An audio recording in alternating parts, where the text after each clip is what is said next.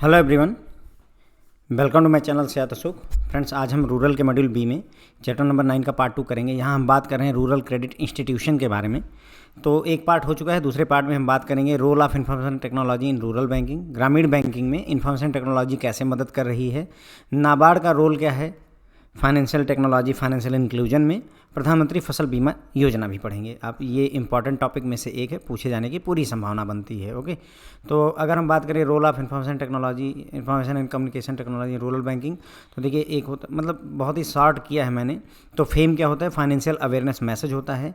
UPI और star 99 hash जिसे USSD भी कहा जाता है, उसका फुल फॉर्म होता है unstructured supplementary service data based mobile banking services are offered by NPCI national payment corporation of India द्वारा स्टार 99 हैश और यूपीआई सर्विसेज दी जाती हैं। फेम का फुल फॉर्म होता है आपका फाइनेंशियल अवेयरनेस मैसेज होता है। एटीएम इन मोबाइल बैंकिंग यूनिट या उसे ही ब्रांच ऑन व्हील भी कहा जाता है। एटीएम्स इन मोबाइल बैंकिंग यूनिट या ब्रांच ऑन व्हील्स भी कहा जाता है। These new breed of ATMs also have biometric authentication mechanism like fingerprint verification voice guided automation screen with touch enabled transaction. तो यहाँ बोल रहे हैं कि मतलब अब क्या हो रहा है कि मोबाइल एटीएम आ गए हैं, जिसमें क्या होता है कि गाड़ियों के ऊपर एटीएम को लाद दिया जाता है, वो जगह जगह पर खड़े होते हैं, कस्टमर ट्रांजेक्शन कर पाते हैं। तो यही बोल रहे हैं कि नए तरीके के जो एटीएम है इसमें बायोमेट्रिक ऑथेंटिकेशन है, आप अंगूठा लगा करके फिंगरप्रिंट वेरिफिकेशन से भी पैसे निकाल सकते हैं, वॉइस कमांड से भी ये चलते हैं। ब्रांच इन अ बॉक्स, ये भी एक कॉन्सेप्ट आया हुआ है। ये साउथ अफ्रीका के नेट बैंक ने ये इनोवेशन किया हुआ है। बक्से में मतलब एक तरीके से समझिए बनी बनाई ब्रांच होती, उठा के ले जाकर रख दिया जो है सीधे सीधे, जैसे पुल बनाए जाते हैं, उठा के ले जाकर पुल रख दिया जाता है ऊपर का, उसी तरीके से ये ब्रांच उठा के रक दी जाएगी। तो ये एक इनोवेटिव प्रोडक्ट है जिसको साउथ अफ्रीका की नेट बैंक ने बनाया हुआ है। It is primarily a cost effective relocatable and pre furbished bank branch होती है। तो ये सस्ती होती है, कहीं भी रीलोकेट की जा सकती है, एक जगह दूसरी जगह जा सकती है, और पहले से ही पूरी सेट होती है, प्री फर्विश्ड होती है। इसमें मॉडर्न ब्रॉडबैंड सैटेलाइट टेक्नोलॉजी का यूज किया जाता है। सैटेलाइट की सहायता से इंटरनेट आता है ताकि आपका सीबीएस चल सके। This enhance customer convenience as it provides speedy access. ये कस्टमर के कन्वीनियंस को बढ़ावा देता है भाई, कि ब्रांच आपके घर के पास आ गई, सीधी सी बात है। ओके, तो कस्टमर को आसानी हो जाती है। It can also be use to test new market specially in areas with limited infrastructure such as semi urban township rural areas where banking services are not readily available. तो इन ब्रांचों का use हम कर सकते हैं कहाँ पर, उन जगहों पर, मतलब हम जैसे मान लो कि हमें ये नहीं पता है कि इस एरिया में हम ब्रांच खोलेंगे तो चलेगी कि नहीं चलेगी, तो उस चीज़ का आइडिया लेने के लिए हम इसको जो है टेस्ट करने के पर्पज़ से यूज कर सकते हैं। हम सेमी अर्बन ब्रांच जगहों पर, रूरल जगहों पर एक ब्रांच ले जाके रखा है अपनी, चलाया, हमें पता चला कि हाँ साल भर में पता चला कि अच्छी परफॉर्मेंस है तो ठीक है, नहीं परफॉर्मेंस है तो कहीं और ले जाके रख दिया, काइंड ऑफ दैट। तो ये अच्छा व्यवस्था है। Branch in a box provides full transaction facility to customer including cash withdrawal deposit sales service, सब कुछ प्रोवाइड करते हैं। ब्रांच इन अ बॉक्स सिर्फ जो है वो बॉक्स में ब्रांच खुली जरूर है, लेकिन सारी सुविधाएं वो आपको प्रोवाइड करते हैं। अदर कंट्रीज में एक्सपीरियंस क्या रहा है, तो जो चीज़ें ज़रूरी हैं उनको मैं रिवाइज करूँगा, अदरवाइज जो हम एक ही बार पढ़ते हुए चलेंगे। ओके, दूसरी कंट्रीज में क्या क्या इनोवेशन हो रहा है, तो देखिए स्पेन का केक्सिया बैंक है, केक्सा बैंक जो है उसने क्या किया हुआ है, in the process of launching a mobile only bank, ये मोबाइल ओनली बैंक लॉन्च करने जा रहा है जिसे इमेजिन बैंक नाम दिया हुआ है। Which will use Facebook Twitter, जिसे आजकल XYZ कहने लगे, एक्स कहते हैं, mobile app to connect with its customer in a move. The bank says it aim at young digital native customer. मतलब इनका कहने का इमेजिन बैंक खोलेंगे जिसमें फेसबुक और ट्विटर की सहायता से, मोबाइल ऐप की सहायता से आप ट्रांजैक्शन कर सकेंगे, ताकि जो नए ये डिजिटल सेवी जो लोग हैं, डिजिटली इंटरनेट से कनेक्टेड हैं, इनका हम अच्छे से उपयोग कर सकें। कुल मिला के imagine bank offer everything via app on mobile device and social media, सारी व्यवस्थाएं आपको मोबाइल डिवाइसेस पर, सोशल मीडिया पर ही, फेसबुक में लॉगिन है वहीं पर ही बैंक आपके पास बैठा हुआ है। इसी तरीके से जापान का सॉफ्ट बैंक है, उसने क्या हुआ है, पार्टनरशिप करी हुई है पेरिस के रोबोटिक्स कंपनी एल्डेब्रेन से, ठीक है, और इन्होंने डेवलप किया हुआ है paper, world first humanoid robot that will be used in customer service industries as a replacement for information booth or welcome desk। तो वेलकम डेस्क पर, इंफॉर्मेशन बूथ पर, मे आई हेल्प यू सर्विस जो होती है उस पर जो है एक रोबोट बैठाया जाएगा जिसका नाम पेपर रखा हुआ है, पेपर। ये जापान के सॉफ्ट बैंक ने किया हुआ है। इसी तरीके से मिजियो फाइनेंशियल ग्रुप जो है उसने इंट्रोड्यूस किया है पेपर को as a flagship branch in Tokyo in 2015 में टोक्यो में पेपर को बिठा दिया गया है ठीक है, ये जापान का बैंक है, उसने ह्यूमनॉइड रोबोट को वहाँ बिठा रखा है to deal with customer inquiries, while Mitsubishi UFJ financial group ने एक नया ह्यूमनॉइड रोबोट बनाया है नियो। ठीक है, तो मैंने मतलब कि जो है जापान में 2 बैंक हैं, एक तो मित्सुबिशी फाइनेंशियल ग्रुप जो है उसने पेपर को यूज करना शुरू कर दिया है, और इसी तरीके से मित्सुबिशी जो कंपनी है जिनकी आपने कार वगैरह भी देखी होगी, शायद पजेरो इन्हीं की है, उसी तरीके से इनकी लिफ्ट वगैरह होती है, बहुत सारे काम करते हैं ये। आई थिंक अगर मैं गलत नहीं हूँ तो जो दिल्ली वगैरह में जो ट्रेनें चलती हैं वो भी शायद मित्सुबिशी कंपनी की ही हैं। ओके, तो मित्सुबिशी जो कंपनी है फ्रेंड्स, इन्होंने एक ह्यूमनॉइड रोबोट बनाया हुआ है, हो सकता है मैं सही से नाम ना ले रहा हूँ तो मुझे माफ़ करिएगा है ना, ये जो नाम मैं कह रहा हूँ इस फाइनेंशियल ग्रुप का, तो नियो नाम का एक ह्यूमनॉइड रोबोट इन्होंने बनाया। अब देखिए, अगर क्वेश्चन उठाने पे आ जाए ना तो आदमी रो देगा, यकीन मानिए। अब ये सब क्वेश्चन जो है ध्यान में नहीं चढ़ते हैं, बुक में पढ़ते समय इतना सारा डेटा दिया हुआ है रूरल में, क्या क्या ध्यान करे आदमी, वही बात है ना। तो ध्यान रखिएगा थोड़ा बहुत, जितना याद रह सके। एटम बैंक की बात करेंगे। A retail bank in United Kingdom does not intend to have any branch at all, मतलब कोई भी ब्रांच ही नहीं होगी, and all its operation are transacted through a mobile app, सारा काम ये सिर्फ मोबाइल ऐप के थ्रू करेंगे। Its customer will be able to open account, carry out all banking transaction through smartphone, मतलब कोई भी ब्रांच नहीं होगी, सब काम ऑनलाइन ही होगा। ऐसे बैंकों को हम एटम बैंक कहते हैं। Developed countries there has been branchless online banks already, मतलब बहुत सारी डेवलप्ड कंट्री में ऑलरेडी ब्रांचलेस बैंक हैं, मतलब जहाँ पर ब्रांचें हैं ही नहीं, सब ऑनलाइन ही काम होता है। जैसे एग भी एक जो है ऑनलाइन बैंक है। स्माइल यूनाइटेड किंगडम का एक ऑनलाइन बैंक है। फर्स्ट ई जो है डबलिन कंट्री का एक ऑनलाइन बैंक है, और इसी तरह से कहूट जो है ये भी एक ऑनलाइन बैंक है जो कि चल रहे हैं, इन्हें हम एटम बैंक कहते हैं। मतलब इनकी कोई ब्रांच ही नहीं है, सारा काम, जैसे जीरोधा हो गया, मेरे ख्याल से इनकी कोई ब्रांच नहीं है, सारा काम ये ऑनलाइन ही इंटरनेट के थ्रू ही कर लेते हैं, अपने मोबाइल ऐप के थ्रू ही कर लेते हैं। इसी तरीके से उन्होंने कहा technology in banking the game changer, technology कहीं ना कहीं एक गेम चेंजर के तौर पर सामने आई हुई है। तो काम की बातें यहाँ कर रहे हैं। रिसेंटली एनपीसीआई ने इंट्रोड्यूस किया है UPI 123 पे, कॉल करो पे करो कॉन्सेप्ट इन्होंने किया हो। तो UPI 123 पे क्या है फ्रेंड्स? UPI 123 पे वो है, जैसे मान लो आपका स्मार्टफोन है तो आप तो UPI, भीम, गूगल पे ये सब यूज कर ले रहे हैं, बट से if you don't have smartphone तो उस केस में फ़ोन से कॉल करके, जो है आपके नोकिया 1100 वगैरह पहले आया करते थे, या सैमसंग गुरु है, छोटे वाले फ़ोन जो ग्रैंडफादर या फादर वगैरह चलाते होंगे काफ़ी सारे लोगों को, क्योंकि उनको स्मार्ट स्क्रीन समझ में नहीं आती है, तो उस पर अगर आप चाहो तो कॉल करके पेमेंट कर सकते हो। इसी के लिए UPI 123 पे लाया गया है। ठीक है, which is an instant payment system for feature phone इन्हें बोलते हैं फ्रेंड, जो मैंने आपको बताया, जिनमें स्क्रीन ना हो, टच स्क्रीन ना हो, तो उन्हें फीचर फ़ोन बोल देते हैं। तो ये यूनिफाइड पेमेंट UPI का यूज ये लोग कर सकते हैं। UPI 123 की सहायता से आप फीचर फ़ोन से फ़ोन करेंगे, IVR इंटरेक्टिव वॉइस रिस्पॉन्स की सहायता से आप फ़ोन मिलाएंगे, मिस कॉल की सहायता से पेमेंट कर सकते हैं। जैसे मान लो करना है आपको पेमेंट, तो आप एक सर्टेन नंबर डायल करोगे, वहाँ फ़ोन जाएगा, फिर उसमें विकल्प आएगा या मैसेज आएगा, उसमें आएगा ऑप्शन सेलेक्ट करोगे, बैलेंस देखना है कि स्टेटमेंट देखना है कि फंड ट्रांसफ़र करना है, विकल्प सेलेक्ट करेंगे, आगे वो डिटेल्स मांगता जाएगा और काम हो जाएगा। ठीक है, HDFC bank has leverage the popularity of wearable devices in the country and has launched watch banking with its Apple Watch। Apple Watch के साथ में इन्होंने वॉच बैंकिंग लॉन्च करी है। किस बैंक ने करी हुई है? HDFC बैंक ने प्रोवाइड करी हुई है। और बैंक ये सुविधाएं जो है iOS पर और एंड्रॉयड दोनों पर प्रोवाइड करेगा। जैसे जो मेरा ऐप है CIB विद अशोक, वो फ्रेंड्स एंड्रॉयड पर और iOS दोनों पर अवेलेबल है। तो अगर आप चाहें तो उसे डाउनलोड कर सकते हैं और अपने फ्रेंड्स को भी बता सकते हैं कि एक्चुअली आईफोन को लेकर के काफ़ी प्रॉब्लम थी। मैंने ऑर्डर जो है मेरे ख्याल से मैंने 2023 की स्टार्टिंग में ही दे दिया था, लेकिन चूँकि एप्पल की जो है सिक्योरिटी पॉलिसी बहुत ज़्यादा टाइट है, इसलिए अप्रूवल होते होते 11 महीने मुझे लगभग लग गए हैं। नवंबर आ गया इसको अप्रूव करवाते करवाते।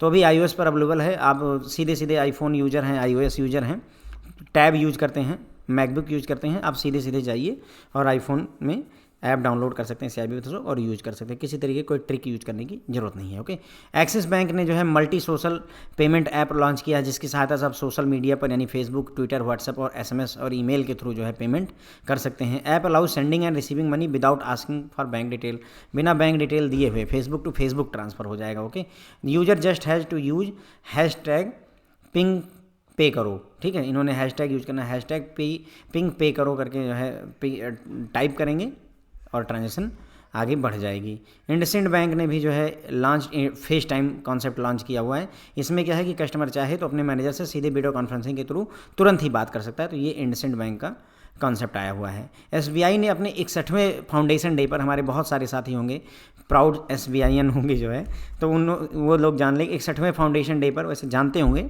माफ़ कीजिएगा, आप लोग जानकार हैं और ऑलरेडी जानते हैं। तो 61वें फाउंडेशन डे पर जो है 7 प्रोडक्ट लॉन्च किए एसबीआई ने। SBI Buddy, SBI Mingle, State Bank Scribe, State Bank Digi Voucher, SBI video statement, SBI smart watch and digital village programme. इतने सारे 7 जो है प्रोग्राम 61वें जो है फाउंडेशन डे पर एसबीआई ने लॉन्च किया। एसबीआई मिंगल जो है सोशल मीडिया बैंकिंग प्लेटफॉर्म है फेसबुक और ट्विटर यूजर के लिए। With this banks customer can access a host of banking services on their FB Twitter account on their own convenience. तो बिल्कुल एसबीआई में भी एफबी और ट्विटर अकाउंट की सहायता से पैसे ट्रांसफर वगैरह का कॉन्सेप्ट इन्होंने दिया हुआ है। मैं इसको दोबारा नहीं करवा रहा हूँ क्योंकि कुछ ज़रूरत खास नहीं लग रही है। प्रीपेड पेमेंट इंस्ट्रूमेंट, जब आपका रिटेल बैंकिंग जो है सिलेबस में हुआ करती तो उसमें डिजिटल में प्रीपेड पेमेंट इंस्ट्रूमेंट के बारे में हम लोग डिटेल में पढ़ते थे। अब रिटेल बैंकिंग हट गई इसलिए इसको अलग से पढ़ना पड़ रहा है।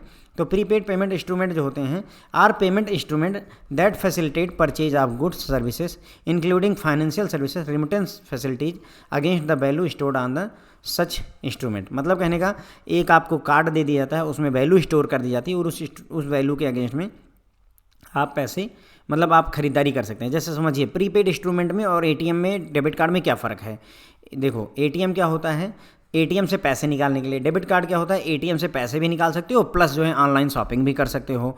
प्रीपेड कार्ड क्या होता है, देखो डेबिट कार्ड या एटीएम कार्ड में आपका खाता जो है, जो आपका बैंक अकाउंट है वो इससे लिंक है। जब आप डेबिट कार्ड यूज करते हैं तो पैसा आपके खाते से कटता है। ओके, ये डेबिट कार्ड एटीएम के केस में होता है। प्रीपेड कार्ड में खाते वाते से कोई मतलब ही नहीं है। आपका ये जो कार्ड है फ्रेंड्स, इसी में पैसा भरा हुआ है। मान लो इसमें 2 लाख रुपए आपने स्टोर कर रखा है या 50,000 रुपये स्टोर कर रखा है, मान लेते हैं 50,000 रुपये आपने स्टोर करके इस जो है कार्ड में रखा हुआ है। जब पैसे कटेंगे इसी कार्ड में से कटेंगे, आपके बैंक अकाउंट से इसका कोई लेना देना नहीं होता। इसीलिए इसे बोलते हैं प्रीपेड कार्ड। जैसे एयरटेल में या वोडाफोन में आप रिचार्ज करवाते हो प्रीपेड, पहले आप पे करते हैं, आपने 299 का रिचार्ज किया, अब बातचीत कर सकते हो, उसके पहले बातचीत नहीं संभव है। हम 299 का रिचार्ज न डलवाएं, रिचार्ज खत्म हो गया तो हम बात कर पाएंगे, नहीं कर पाएंगे। ठीक उसी तरीके से अगर इसमें रिचार्ज खत्म हो गया तो हम पैसे से क्या, हम कार्ड से पेमेंट कर पाएंगे, नहीं कर पाएंगे। तो यही होते हैं प्रीपेड इंस्ट्रूमेंट। ओके, तो वैल्यू स्टोर रहती है, उसी की सहायता से आप पेमेंट कर सकते हैं। PPI can be issued in country, 3 तरीके के होते हैं, close system, semi close system, open system. Close system जिसने लॉन्च किया है उसी के यहाँ पेमेंट होगी। जैसे मान लो आपने बिग बाज़ार गए, बिग बाज़ार ने अपना प्रीपेड इंस्ट्रूमेंट आपको दे दिया, यानी एक कार्ड दे दिया, उसमें वैल्यू लोड कर दी 10,000 रुपये की। ठीक है, तो अब ये जितने भी इंडिया के बिग बाज़ार हैं वहाँ अगर जाएंगे तो इस कार्ड को आप इस्तेमाल कर पाएंगे। अगर ऐसा है तो उसे क्लोज सिस्टम बोलते हैं। सेमी क्लोज का मतलब खुला है और नहीं भी खुला है। मतलब कहने का यहाँ पर क्या हुआ, बिग बाज़ार ने अपना कार्ड आपको दे दिया, लेकिन उसने रिलायंस ट्रेंड के साथ में, ठीक है, साथ ही साथ में वी मार्ट के साथ में टाई अप कर रखा है। इसका मतलब ये हुआ आप इस कार्ड को लेकर के बिग बाज़ार में भी शॉपिंग कर सकते हैं, रिलायंस ट्रेंड पे भी कर सकते हैं और वी मार्ट में भी कर सकते हैं। तो ये सेमी क्लोज हो गया, पूरी तरह से क्लोज नहीं है, खुले हैं कुछ लोगों के लिए जिनके साथ टाई अप है। ओपन सिस्टम, चाहे जहाँ ट्रांजेक्शन करो, मुझे मतलब ही नहीं है, बैंक से निकलवाओ और लेकर के ट्रांजेक्शन करो, किस दुकान पे जा रहे हो मुझे फ़र्क नहीं पड़ता है। तो दैट इज ओपन सिस्टम। ठीक है, इसी के बारे में थोड़ा डिटेल में बात कर लेते हैं। क्लोज सिस्टम पीपीआई वो होता है, these are PPI issued by an entity including individual, proprietorship firm, partnership firm for facilitating the purchase of goods and services from that entity only. PPI individual के द्वारा, प्रोप्राइटरशिप द्वारा, partnership firm द्वारा issue किया जाता है ताकि लोग goods और सर्विसेज खरीद सकते हैं, लेकिन उसी एंटिटी से ही खरीद सकते हैं। जैसे मैंने बिग बाज़ार का आपको एग्जांपल दिया। These instrument do not permit cash withdrawal और रिडीम्शन। आप कैश विड्रॉ नहीं कर सकते, रिडीम्शन नहीं कर सकते, ट्रांसफर नहीं कर सकते। As these instrument can not be use for payment and settlement of third party services, the issue and operation of such instrument in not classified as payment system requiring approval authorisation from Reserve Bank of India. देखिए थोड़ा सा गहरी बात है, कहने का मतलब ये है, इन्होंने कहा कि चूंकि इन इंस्ट्रूमेंट की सहायता से आप थर्ड पार्टी सर्विस में कोई पेमेंट नहीं कर सकते हैं, तो ऐसे में ऐसे कार्ड को, यानी कि क्लोज सिस्टम कार्ड को इशू करना, उनको ऑपरेट करना पेमेंट सिस्टम का पार्ट नहीं माना जाता है रिजर्व बैंक ऑफ इंडिया की तरफ से। इसलिए इसको इशू करने के लिए किसी भी तरीके का अप्रूवल अथराइजेशन आरबीआई से नहीं लेना है। इसका मतलब क्या हुआ, यदि बिग बाजार अपना क्लोज सिस्टम प्रीपेड इंस्ट्रूमेंट लाना चाहता है तो आरबीआई के पास जाने की जरूरत नहीं, लॉन्च करो, कल लॉन्च करो, कोई रोक टोक नहीं है, ये बात कही जा रही है। ओके, क्योंकि ये पेमेंट सिस्टम का पार्ट ही नहीं माना जाता है। ओके, फिर आती है बात सेमी क्लोज प्रीपेड सिस्टम की। तो these are PPI which can be used for purchase of goods and services including financial services, remittance facility at a group of clearly identified merchant location establishment which has specific contract with the issuer to accept the PPI payment instrument. वही जो मैंने बात कही कि ये जो PPI instrument होते हैं सेमी क्लोज वाले, इसमें क्या है कि आप गुड्स और सर्विसेज परचेज कर सकते हो, ठीक है। इसमें जो है फाइनेंशियल सर्विसेज भी ले सकते हैं, रेमिटेंस की भी फैसिलिटी होती है केवल उन मर्चेंट लोकेशन पर जिन्होंने इशू किया है या जिनका कॉन्ट्रैक्ट है, इस जो है जिसने इशूअर है उसके साथ जिसका कॉन्ट्रैक्ट, उनके यहाँ आप इसे यूज कर सकते हो। ये भी जो है आपको कैश विड्रॉल परमिट नहीं करते हैं, चाहे ये बैंक द्वारा इशू किए गए हों चाहे नॉन बैंक द्वारा इशू किए गए हों, उससे मतलब नहीं है, लेकिन ये जो है आपको विड्रॉल नहीं परमिट करते हैं। सेमी क्लोज्ड पीपीआई बैंकों द्वारा इशू किए जाते हैं, नॉन बैंक द्वारा इशू किए जाते हैं। इनमें सेम फीचर होता है, चाहे बैंक इशू, मतलब इनका कहने का सेमी क्लोज्ड पीपीआई चाहे बैंक इशू करे चाहे नॉन बैंक एंटिटी इशू करे, फीचर दोनों के सेम होते हैं, ओके। और कैश विड्रॉल चाहे बैंक इशू करे चाहे नॉन बैंक एंटिटी इशू करे, बैंक मतलब कि पीएनबी भी इशू कर सकता है, नॉन बैंक मतलब कोई एनबीएफसी या कोई कंपनी रिलायंस वगैरह भी इशू कर सकता है, कोई रोक टोक नहीं है। ओपन सिस्टम प्रीपेड इंस्ट्रूमेंट की अगर हम बात करें तो these are PPI which shall not only issued by bank can be use for purchase of goods and, देखिए ये पीपीआई हैं जिनको केवल बैंक द्वारा इशू किया जाता है और नॉन बैंक एंटिटी द्वारा नहीं किया जाता है। कौन इशू करेगा? सिर्फ बैंक इशू करेंगे। इसकी सहायता से आप गुड्स और सर्विसेज को परचेज कर सकते हैं, जिसमें फाइनेंशियल सर्विसेज, रेमिटेंस सर्विसेज ये सभी शामिल होती हैं मर्चेंट लोकेशन पर। Bank issuing such PPI shall also facilitate cash withdrawal at ATM and BC. अब इसमें कैश विड्रॉल की फैसिलिटी होती है। ओपन सिस्टम पीपीआई की सहायता से आप एटीएम या बीसी एजेंट की सहायता से, है ना, आप कैश विड्रॉल कर सकते हैं। ये हो गया ओपन सिस्टम पीपीआई की बात। अब हम बात करेंगे नाबार्ड का फाइनेंशियल इंक्लूजन में क्या रोल है। तो NABARD has aligned its role with the agenda of financial inclusion to the excluded population. तो नाबार्ड ने फाइनेंशियल इंक्लूजन को बढ़ावा देने में कोई कसर नहीं छोड़ी है। जो भी पॉपुलेशन का फाइनेंशियल सर्विसेज नहीं, उनके लिए व्यवस्था कर रहे हैं। नाबार्ड ने इसी के लिए एक डिफरेंशिएटेड स्ट्रेटजी में फाइनेंशियल इंक्लूजन फंड का निर्माण किया, FIF बनाया, to address the regional inadequacy to bring about inclusive and equitable financial inclusion across the country. पूरे देश में फाइनेंशियल इंक्लूजन को बराबरी से लाया जा सके, उसके लिए फाइनेंशियल इंक्लूजन फंड बनाया इन्होंने। इस स्ट्रेटजी के हिसाब से, ठीक है, जो स्पेशल फोकस डिस्ट्रिक्ट्स हैं वहाँ पर 90% जो है ग्रांट दिया जाता है नाबार्ड के द्वारा। As per strategy grant assistant is being provided at enhance rate of 90% for special focus district which include aspirational district, left wing extremist district, district in hilly state, north east state and Andaman Nicobar island. मतलब कहने का जो विशेष focus district हैं, जिसमें आपके aspirational district हो गए, left wing से प्रभावित डिस्ट्रिक्ट हो गए और पहाड़ी क्षेत्र के डिस्ट्रिक्ट हो गए, अंडमान निकोबार आइसलैंड वगैरह हो गए, यहाँ पर जो है इन्होंने 90% जो है ग्रांट देने की बात करी हुई है। और उसी जगह पर अगर देखा जाए तो शेड्यूल कमर्शियल बैंक को ये 60%, RRB को 80%, रूरल कोऑपरेटिव बैंक को ये 90% का जो है ग्रांट देते हैं, सपोर्ट देते हैं, okay. In case of other district there will be standard participation share of FIF support. Types of credit agency, जैसे शेड्यूल्ड कमर्शियल बैंक है तो 60% का ग्रांट देंगे, RRB है तो 80% का ग्रांट देंगे, कोऑपरेटिव है रूरल का तो 90% का, या जैसा भी सीलिंग प्रिस्क्राइब की गई हो। Standard scheme operated by NABARD under auspicious of financial inclusion fund. Financial inclusion fund के तहत जो स्टैंडर्ड स्कीम बनाई गई हैं उसमें है financial literacy programme, financial and digital literacy camp by branches of bank, ठीक है। इसमें क्या क्या काम चल रहा है? फाइनेंशियल लिटरेसी को बढ़ाने के लिए financial and digital literacy camp जो है बैंक की ब्रांचों में लगाए जा रहे हैं। Financial and digital literacy camp through FLC का फुल फॉर्म ही होता है financial literacy camp, financial literacy camp, okay.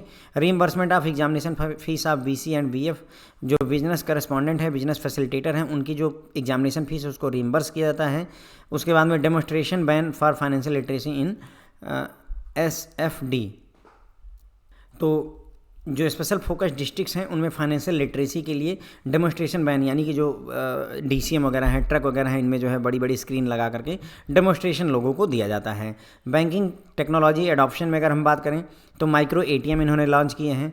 POS MPOS का डिप्लॉयमेंट टायर 3 से टायर 6 की सिटी में किया हुआ है।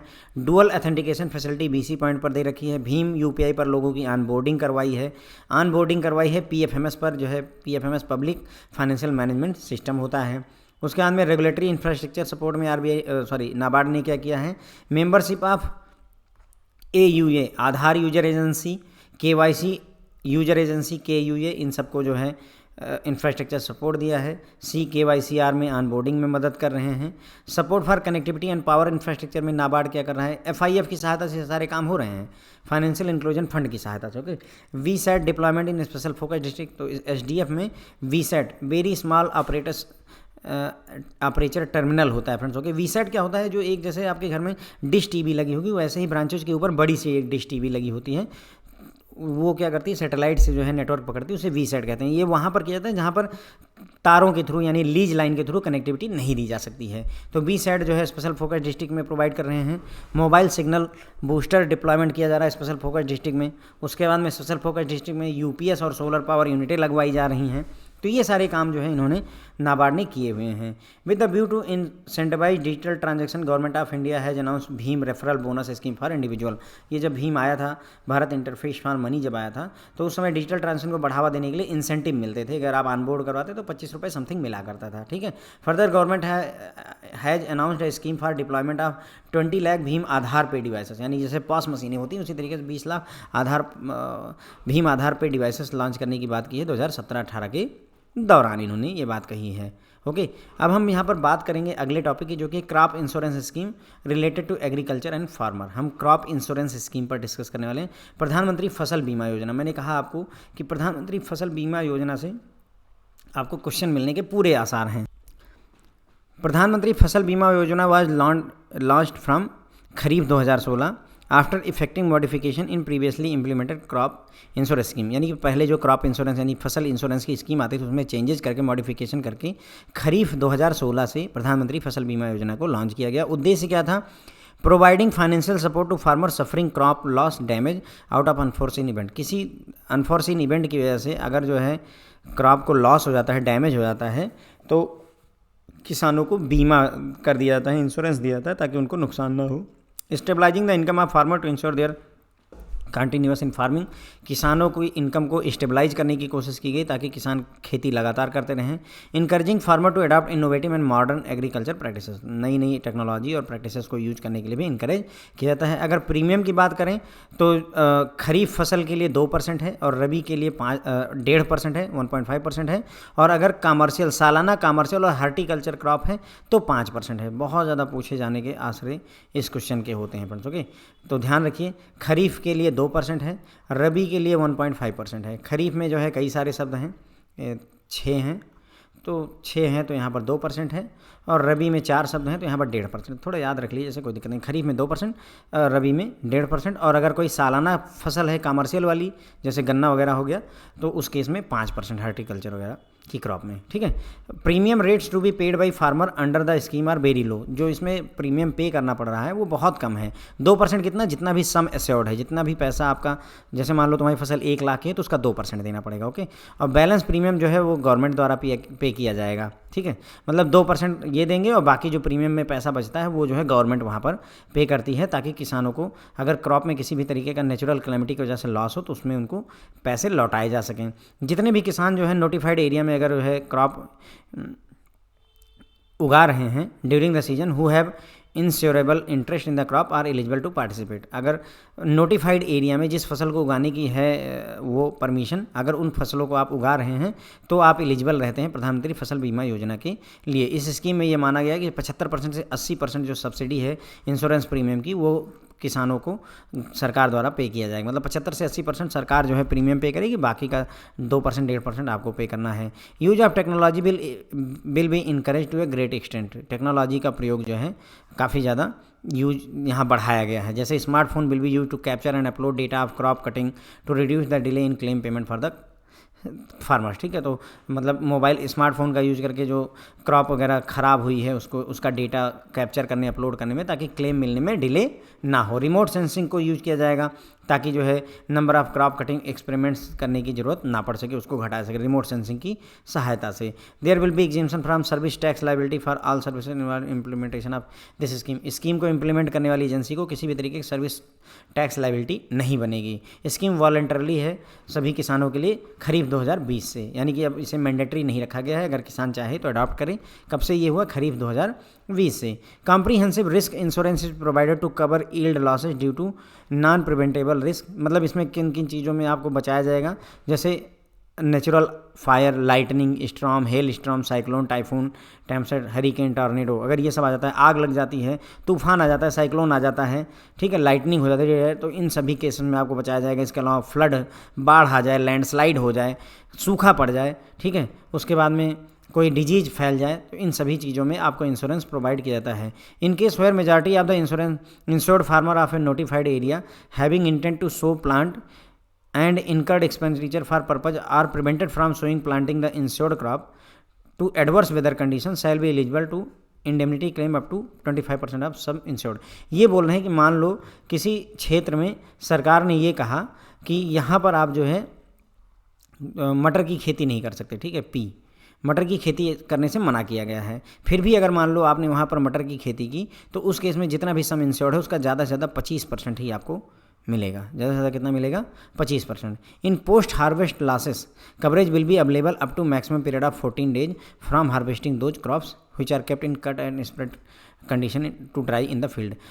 एक बार आपने फसल की कटाई कर दी तो उसके बाद में जो कवरेज है वो मैक्सिमम 14 दिन तक अवेलेबल रहता है फसल के कटने के बाद। क्योंकि क्या होता है कि जैसे धान वगैरह कटता है, गेहूँ वगैरह कटता है तो काट करके उसको खेत में ही फैला दिया जाता है ताकि वो सूख सके, है ना, सूख जाए तब उसकी पिटाई या मड़ाई या जो भी होता है वो सारी चीज़ें करी जाती हैं। तो वही बोल रहे हैं कि कट करके फैलाया हुआ होता है फील्ड में सूखने के लिए, तो इस वजह से 14 दिन का और भी जो है यहाँ पर कवरेज आपको मिलता है। इस स्कीम को कौन मैनेज करता है?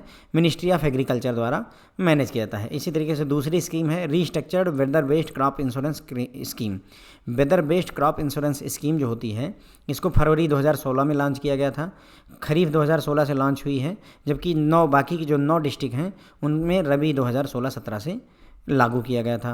Weather based crop insurance scheme aim करती है जो इन किसान हैं उनको जो परेशानी होती है, फाइनेंशियल लॉसेस वगैरह हो जाते हैं यहाँ वेदर कंडीशन के हिसाब से, यहाँ पर फ्लड वगैरह की बात नहीं है, ज़्यादा बारिश हो गई, टेम्परेचर बढ़ गया, घट गया, हवा, ह्यूमिडिटी, इन सभी वेदर कंडीशन की वजह से अगर आपको लॉस होता है तो उसको कवरेज देने के लिए weather based crop insurance scheme को लाया गया था। वेदर बेस्ड जो है वेदर बेस्ड क्रॉप इंश्योरेंस जो स्कीम है वो यूज करती है weather parameter as proxy for crop yield in compensating the cultivator for deemed crop losses. तो यहाँ पर ये प्रॉक्सी का कॉन्सेप्ट यूज करते हैं कि क्रॉप में कितनी यील्ड में नुकसान हुआ है उसको पता करने के लिए जो वेदर पैरामीटर है उनको प्रॉक्सी के तौर पर यूज किया जाता है। जितने भी स्टैंडर्ड क्लेम है उनको 45 दिन में प्रोसेस कर दिया जाना चाहिए। रिस्क पीरियड के खत्म होने के 45 दिन के अंदर में इस स्कीम को भी मिनिस्ट्री ऑफ एग्रीकल्चर द्वारा मैनेज किया जाता है। Coconut palm insurance scheme CPIS coconut palm insurance scheme भी लाई गई है। Coconut palm insurance scheme is implemented 2009-10 से आंध्र प्रदेश, गोवा, कर्नाटक, केरला, महाराष्ट्र, उड़ीसा और तमिलनाडु में। 2009-10 से कोकोनट होता है आपका नारियल हो गया, पाम मतलब आपका ताड़ हो जाता है, ठीक है, ताड़ का पेड़। Scheme is implemented as a full fledge component scheme for national crop insurance programme. National crop insurance programme के तहत इसे फुल फ्लेज इम्प्लीमेंट किया गया from rabi 2013-14 season and is still under implementation for all coconut growing state. जिन जिन राज्यों में coconut grow किया जाता है उन सभी में अभी भी लागू है। इसको एडमिनिस्टर किया जाता है कोकोनट डेवलपमेंट बोर्ड द्वारा। ध्यान रखिएगा, इस स्कीम को एडमिनिस्टर कौन करता है? कोकोनट डेवलपमेंट बोर्ड द्वारा किया जाता है। अब इसमें इंश्योरेंस कवरेज का क्या कॉन्सेप्ट वो देखिए। Insurance coverage is extended to the total loss of the individual palm. एक इंडिविजुअल पाम की ट्री का पूरा नुकसान हो जाए तो उसमें इंश्योरेंस कवरेज मिलता है। उसकी उस पेड़ की एज 4 से 60 साल की होनी चाहिए। अगर बौने और है ना और हाइब्रिड वैरायटी के हैं, और अगर जो है टाल वैरायटी के हैं तो 7 ईयर से 60 ईयर की एज होनी चाहिए उस पेड़ की। समझिए आपको, अगर डॉर्फ यानी कि बौने और हाइब्रिड टाइप के हैं तो 4 साल से लेकर के 60 साल की एज होनी चाहिए पेड़ की, और अगर टाल वैरायटी के हैं तो 7 साल से लेकर 4 ना होकर के 7 हो जाता है, 7 to 60 ईयर एज होनी चाहिए। Leading to either death of palm और palm becoming useless due to various natural and other perils. अब इसमें क्या होना चाहिए कि जो पेड़ है वो या तो ख़त्म ही हो जाए एकदम से, या किसी नेचुरल कंडीशन की वजह से धीरे धीरे नष्ट हो गया है तो उनको इसमें कवर किया जाता है। Farmer should have at least 5 health nut bearing palm in the age group of 4 to 60 in the continuous area plot and should have been enrolled in state agriculture horticulture department और any other agency under rehabilitation development expansion scheme. तो ये बोल रहे हैं कि मतलब इस insurance scheme में कवर होने के लिए आपके पास कम से कम 5 पेड़ होने चाहिए जहाँ पर जो है कोकोनट वगैरह हो रहा हो, और उन कोकोनट की एज मतलब उन पेड़ की एज 4 से 60 ईयर के बीच की होनी चाहिए। ठीक है।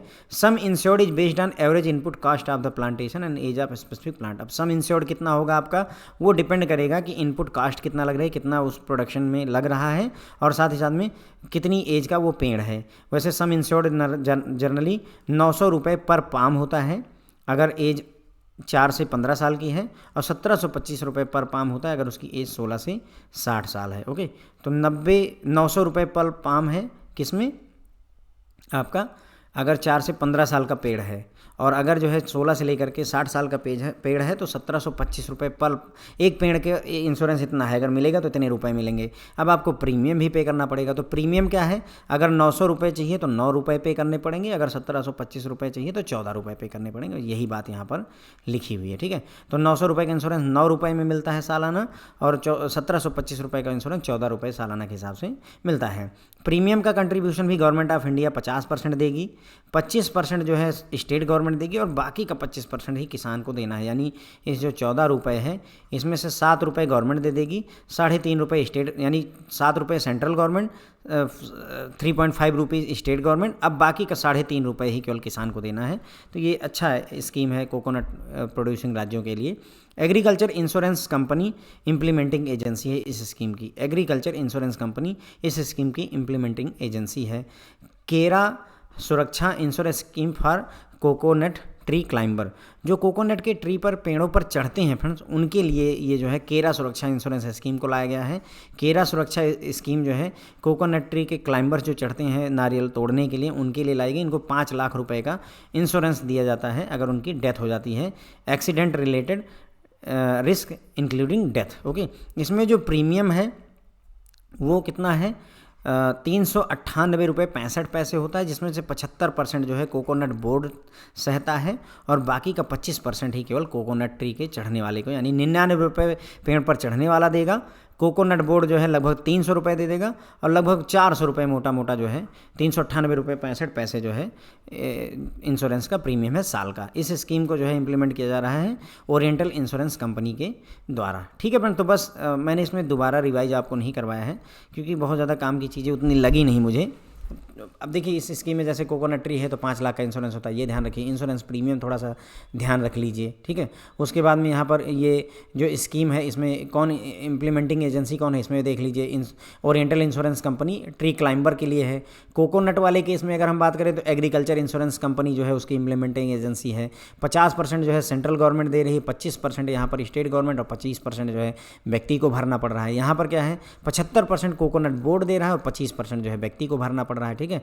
उसके बाद में इंश्योरेंस की अगर बात करें तो 9 रुपये के प्रीमियम में एक पेड़ का 900 रुपये का इंश्योरेंस है अगर उसकी एज 4 साल से 15 साल की है। 1725 रुपये का इंश्योरेंस है अगर उसकी एज जो है 16 से लेकर 60 साल की है, करेक्ट है, ठीक है। उसके बाद में इसी तरीके से यहाँ पर बात करें तो ये कोकोनट डेवलपमेंट बोर्ड द्वारा इसको एडमिनिस्टर किया जाता है, ठीक है। और इसको रबी 2013-14 सीजन से पूरे देश में लागू कर दिया गया है। उसके पहले 2009-10 में आई थी आंध्रा, गोवा, कर्नाटक, महाराष्ट्र, ओडिशा और तमिलनाडु में, ठीक है। उसके बाद में वेदर बेस्ड वाली जो है उसमें मिनिस्ट्री ऑफ एग्रीकल्चर रिस्पॉन्सिबल है। Weather based crop insurance scheme में जितने भी क्लेम हो 45 दिन के अंदर, रिस्क पीरियड के 45 दिन के अंदर सेटल हो जाने चाहिए, ठीक है। वेदर बेस्ड अप्रोच होती है इसमें। अगर मान लो वेदर कंडीशन ख़राब हो जाए, रेनफॉल हो गई, टेम्परेचर में अप डाउन हो गया, विंड में अप डाउन, ह्यूमिडिटी में प्रॉब्लम हो गई, तो उसमें आपको इंश्योरेंस प्रोवाइड किया जाता है। मिनिस्ट्री ऑफ एग्रीकल्चर द्वारा प्रधानमंत्री फसल बीमा योजना को लागू किया जाता है, ठीक है।